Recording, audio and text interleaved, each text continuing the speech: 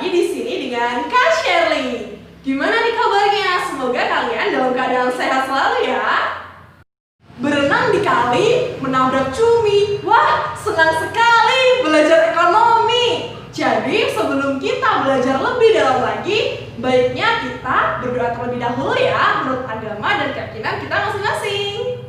Adik-adik, kita pada pertemuan kali ini akan membahas mengenai struktur pasar.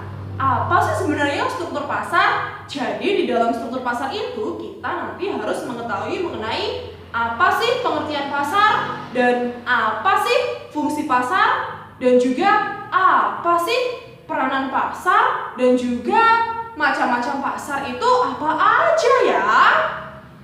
Jadi adik-adik, pengertian pasar itu adalah bertemunya penjual dan pembeli di mana mereka melakukan transaksi jual beli barang ataupun jasa. Seperti itu. Jadi adik-adik, yang kedua kita akan membahas mengenai fungsi dari pasar. Jadi yang pertama, fungsi dari pasar yaitu untuk kesepakatan nilai harga. Di sana terjadi pertemuan antara pembeli dan penjual untuk tawar-menawar. Akhirnya terjadi deh kesepakatan harga. Dan yang kedua, yaitu pendistribusian. Di sana memudahkan produsen untuk mendistribusikan barang atau jasanya kepada calon konsumen. Dan yang ketiga, yakni promosi. Di situ para produsen adalah memudahkan mereka untuk mempromosikan barang dari mereka. Seperti itu. Jadi selain kita membahas mengenai pengertian dan jenis dari pasar, sekarang kita membahas mengenai peranan pasar. Peranan pasar ada 4. Yang pertama, peranan pasar bagi produsen. Di sana pasar sangat bermanfaat banget untuk produsen karena barang dan jasanya bisa banget dikenal oleh para calon konsumen. Dan yang kedua, peranan pasar bagi konsumen. Pasar sangat bermanfaat banget loh bagi calon konsumen. Kenapa? Karena memudahkan banget untuk mencari apa sih kebutuhan dari konsumen itu. Dan yang ketiga yakni bagi pembangunan. Jadi pasar sangat membantu loh bagi pembangunan negara kita. Jadi yang keempat adalah peran pasar bagi sumber daya manusia. Jadi semakin banyak dan semakin luas pasar, maka tenaga kerjanya juga banyak loh yang dibutuhkan.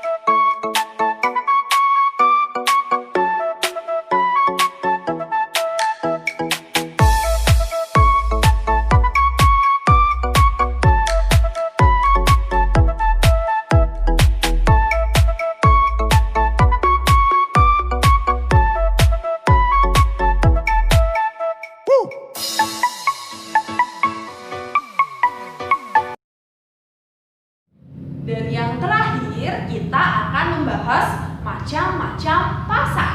Yang pertama, pasar menurut waktu pelaksanaannya. Jadi ada pasar harian, pasar mingguan, pasar bulanan, dan pasar tahunan, dan juga pasar temporer. Dan yang kedua, pasar menurut barang yang diperjualbelikan. Apa sih? Yang pertama yakni pasar barang konsumsi. Dan yang kedua, pasar faktor produksi. Dan yang ketiga, pasar menurut jumlah barang yang diperjualbelikan, yakni ada pasar heterogen dan juga pasar homogen. Dan yang keempat yakni pasar menurut luas kegiatannya. Yang pertama, pasar setempat, dan yang kedua, pasar daerah, dan yang ketiga, pasar nasional, dan yang keempat, pasar internasional. Itu tadi macam-macam pasar menurut strukturnya. Banyak banget kan dan bermacam-macam. Jadi itu tadi macam-macam pasar. Banyak banget kan adik-adik macam-macam pasar. Lah itu tadi adik-adik belajar mengenai struktur pasar. Jadi pasar itu bukan hanya pasar tradisional yang biasanya kita ke pasar dan ibu kita ke pasar, tapi pasar itu luas dan banyak sekali. Menyenangkan kan? Jadi sekarang tugas dari adik-adik merangkum semua apa yang kakak Shirley tadi bicarakan. Jadi rangkum dengan rapi di buku kalian. Menyenangkan kan belajar ekonomi? Pak